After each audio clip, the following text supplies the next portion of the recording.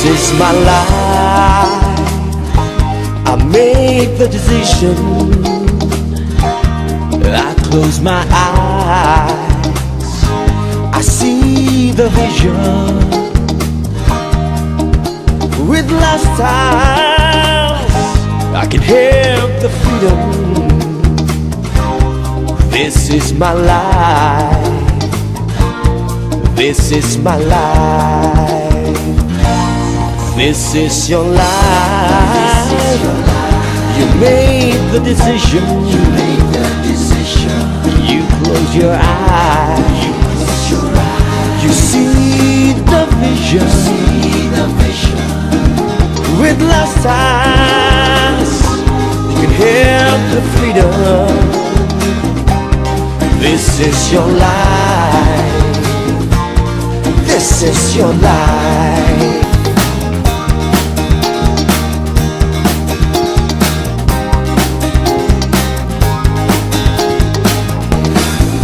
So join my way, live better every day.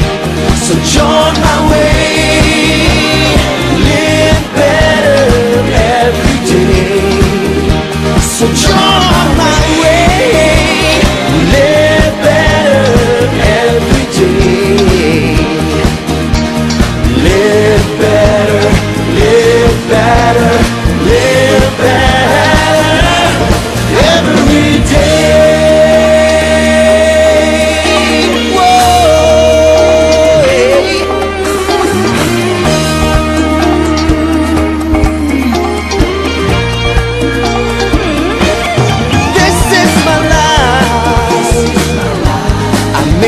Decision. I close my eyes, I see the vision. Oh, with lifestyles, you can have the freedom. This is my life. This is my life. This is your life. You made the decision.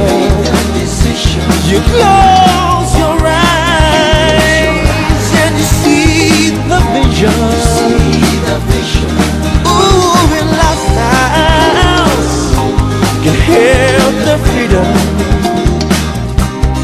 This is your life.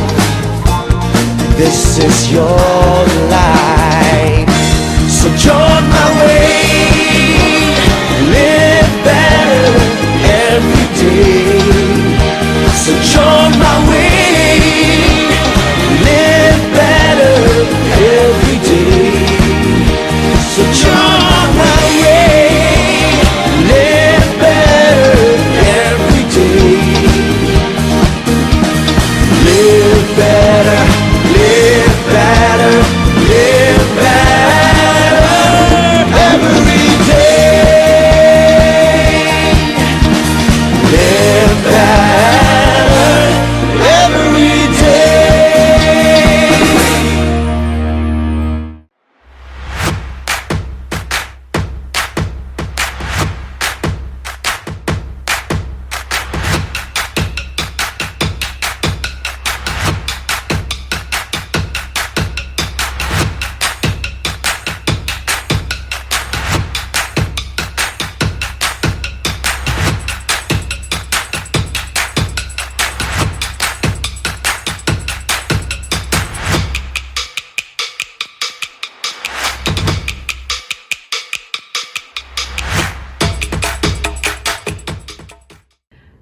Hi, good morning everyone. Welcome to our weekly Mindset Workshop. I am Global Marketing Director Christine Kimpo, a former management employee, a mother of 3 beautiful children, and I just celebrated 20 amazing years in lifestyles as a full-time business builder. I have been blessed to have a huge downline organization in lifestyles with now 15 global marketing directors under me. But that didn't happen overnight, nor did it come easy. It took a lot of time, energy, learning, and willingness to change previous mindsets and attitudes for me to succeed in this business.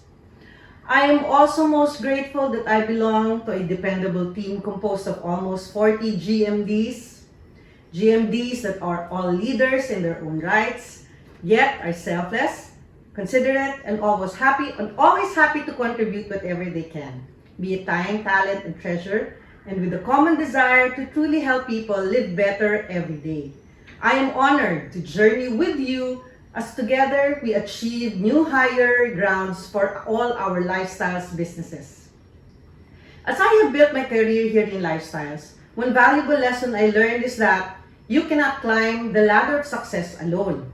By design, you simply cannot be a real GMD by doing it just yourself. You need to develop a team. And to go GMD would require an organization, a team that you have to build from ground up. And it is in this team building where many fail, not taking time to learn and understand how it is to form a team. We are so fortunate that there's a book that was written specifically to address this, and it's where this Mindset Workshop book review series becomes important and a big help. Thus, welcome to John Maxwell's 17 Indisputable Laws of Teamwork. Last week, we were able to learn the first two laws of teamwork as discussed by GMD Rochelle Cayabyab. To recap, the first law is the law of significance, and it says that one is too small a number to achieve greatness. And number two law is the law of the big picture, which is the goal is more important than the role. And to continue, I'm here to discuss with you the third law, which is the law of the niche, and the fourth law, which is the law of Mount Everest. The law of the niche. Okay. All players have a place where they add the most value. Lahat tayo, meron tayong at least one area in our life na kung saan alam na alam talaga natin na magaling tayo. Example, like ako, di ba? I remember nung bata ako, looking back, sa bahay namin, my family was my first personal experience to be part of a team. Yung panganay kong kapatid, she would like to bake, and my other sister, talagang ang hilig niya is maglinis ng bahay. Well, ako, unfortunately, hindi ako mahilig sa kusina or magwalis. Pero, meron akong gawaing bahay na talagang gustong-gusto kong gawin na kung saan naman naging expert ako. Can you guess what it is? Matatawa ka. Kasi ironically, I like doing the dishes. Yun yung gawaing bahay na pinaka nadadalian akong gawin. Yes, ako ang dishwasher ng pamilya namin. Mabilis ako mag-volunteer pag pinapili na ni mami o anong task na gusto niyo gawin sa bahay pag weekends. Ako talagang maglinis ng pinggan. When I know that a lot of you probably hate this, pero yun ang gusto ko eh. So I guess that is my niche. So ikaw, ask yourself, ano ba ang bagay na talagang nadadali ang kang gawin, na talagang gusto mo, natataka ka, bakit nahihirapan yung iba? Because once na alam mo na kung ano yun, alam mo, probably yun ang niche mo. So to define niche in our discussion, it is an individual's focus target area that he can perform particularly well. So here in the law of the niche, it says that when the right team member is in the right place, everyone benefits. As individuals, not only do we have different personalities, but each one of us also have our own strengths and weaknesses. Agree? It is important for us to know this. Para aware tayo what job or tasks can we work on easily, and which ones we find most difficult.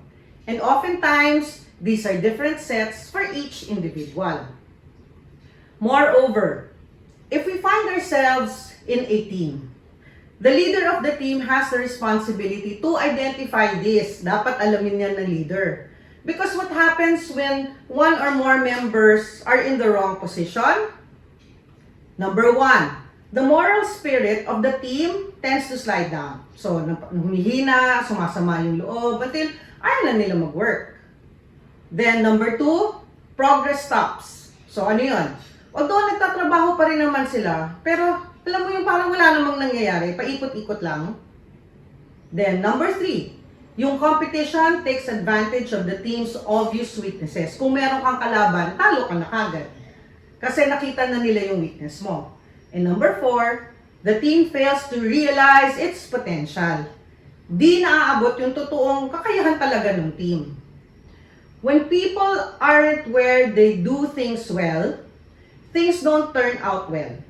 So that's the law of the niche. So having the right person in the right places is very important to the team placement of the people because, okay, very important siya. Because if the wrong person is in the wrong place rather, nagkakaroon ng regression. So parang umuurong siya. And the wrong person in the right place develops frustration. And the right person in the wrong place creates confusion. And only if the right persons are in the right places, then nagkakaroon ng multiplication. So to be able to put people in places that utilize their talents and maximize the team's strengths and potential, you need 3 things. First, you must know the team, being a leader. Get to know ano ba yung vision or purpose or culture and history, bakit nabuo yung team na yon?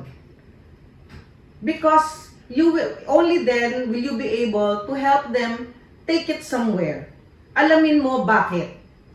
Then number 2, you must know the situation. Nasaan ba ang existing team ngayon? Where are they? Ano ba ang kalagayan nila? Mahina ba sila? Wala na ba? Deads na ba? Di ba? Because good team builders know where the team is at and what the situation requires. So whether the team is at a stage where it needs fine-tuning or building from the ground up, kailangan makita mo yan.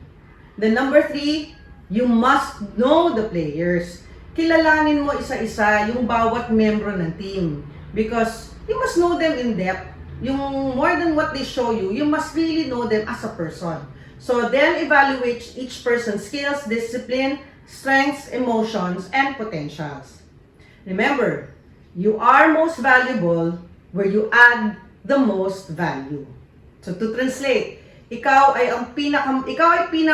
pinakamahalaga sa team mo kung ang iyong pine-perform or kung saan ka nakalagay is saan ka talaga magaling. So what are the guidelines in finding your niche? Number 1, be secure. Basta ano ka lang, be secure, maging panatag ka. Because in order for you to grow, you must be flexible and open to change. So number 2, get to know yourself.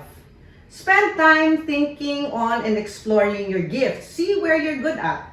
Mararamdaman mo yan di ba? And kung talagang hindi mo alam, you can always ask others for feedback. So you remove all your personal blind spots para ma-identify mo talaga kung ano yung strengths and kung ano yung weaknesses mo. And number 3, learn to trust your leader. Because a good leader moves in the right direction and you have to trust that leader if you want to be part of the team, to be able to contribute. Number 4 is see the big picture. Your role in the team depends on the context of the big picture. Number 5, rely on your experience. So you can always learn from your past failures and success. When you discover what you are made for, your heart will sing. Talagang ang saya mo, nag-e-enjoy ka. Now, this organization relies on matching the right people on the right places. If there is an error dun sa structure, then the result could again be failure. So a place for everyone and everyone in his right place. So, how do you get on track? Okay. If you see that you are not in the right place, okay, so make a transition to your niche or where you're good at. So you create a transition and a timetable. If you have no idea what you should be doing, do some research. Kailangan matalagang malaman mo. Try to understand what is your life's purpose.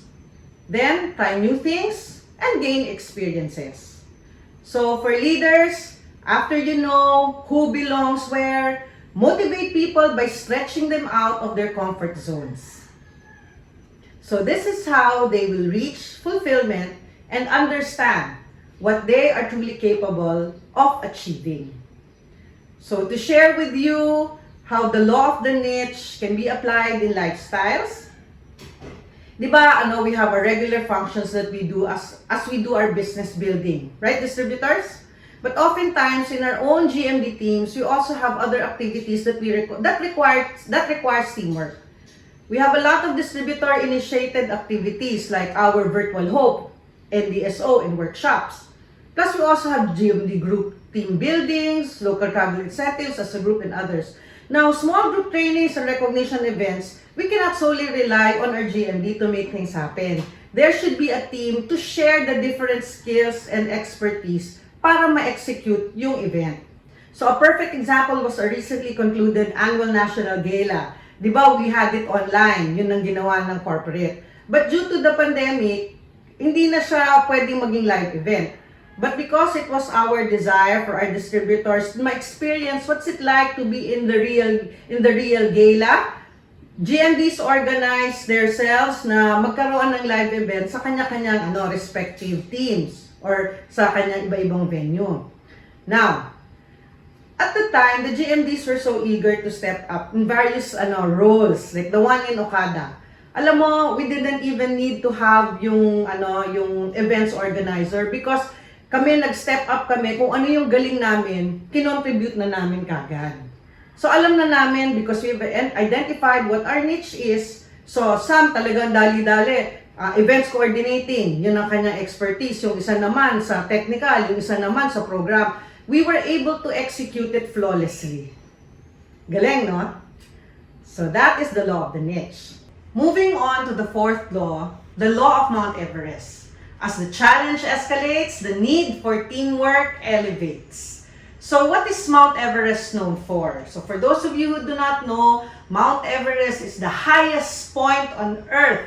It is the highest Himalayan mountain that is located in Nepal. Okay. So, we all know that mountain climbing is not for the weak, yung mahina. Kasi talagang mountain climbing, the world's highest points, highest peaks, are some of the most deadliest places that you can ever be here on Earth. But that didn't stop climbing or conquering the mountains, diba? Yung mga climbers. You do not climb a mountain like Mount Everest by trying to race ahead of your own, but by doing it as a team. You do it slowly and carefully and unselfish teamwork. So, do you have a dream that is like a Mount Everest? You may not be a mountain climber, but if your desire is to reach the summit in Everest, you may have a dream, and if that's the kind of dream that you have, you will need a team to work with you. So, how do you approach putting together a team for your dream? Ask yourself, number one, very important, is what is your dream? Because nothing much happens without a dream. For something really great to happen, it takes a really great dream. Number two, who is on your team? It measures your current situation. Your potential is only as good as your current team. So, who will be joining you in your journey? A great dream with a bad team is nothing but more than a nightmare. Ganun siya. So number three, what should be my dream team look like? The truth is that your team must be the size of your dream. Because if not, you won't be able to achieve it. So remember to focus on the team, not the dream. When you focus on the dream takes care of itself. When different types of challenges arise, different types of people are also required. So number one, let's say if you have new challenge, this requires a creative team. Two, if controversial challenge requires a united team. Number three, changing challenge needs a fast and flexible team. And number four, unpleasant challenge, it needs a motivated team. So number five, if diversified challenge, it needs a complementary team. Number six, long-term challenge requires a determined team. Number seven, and an Everest-sized challenge needs an experienced team. So when the team you have doesn't match up to the team of your dreams, then you have only two choices. So how do you grow a team? When the team you have doesn't match up to the team of your dreams, either you give up on your dream or you grow your team. Number one, develop team members. Help individual members to grow. So determine what they need based on the following. If it's an excited beginner, they need direction. If it's a disillusioned learner, they need coaching. Now, if it's a cautious completer, they need support. If they are a self-reliant achiever, they need responsibility. And number two, add key team members. As you develop your existing team members, you may find that you will still lack the talent needed to accomplish your dream. So that's when you proceed in adding one key person with talent in an area that is lacking. Now, number three, change the leadership. Various team challenges require different kinds of leadership, and the challenge of the moment often determines who the leader should be for the challenge. Usually, it's the one with the most experience in that specific challenge. So number four, remove ineffective members. Sometimes a team member can turn a winning team into a losing team, either through lack of skill or poor attitude. So in those cases, you must put the team first and make changes for the greater good. So here in Lifestyles, we apply the law of Mount Everest. When a few years back, we set our goal for Lifestyles Philippines as one organization to reach 10 million points per month. Thus, the hashtag gave the hashtag on to 10 million points. At the time, we were probably just 1/4 of the goal, but it was really in our eyes to get that, and we really went for it. So we all got excited. So there were promotions after promotions, focusing on the one big goal. That was our Mount Everest. So we began to be more creative, more passionate, and more productive. We found ourselves breaking company records month after month after month just last year, and that is already start of the pandemic. Although we are still halfway through our Mount Everest goal, 10 million points would probably be just around the corner. Who knows, right? With the right goal and the right team players, nothing is impossible. So that concludes our workshop for today. This has been GMD Christine Kimpo wishing you good health and safety for everyone. God bless you all. Goodbye.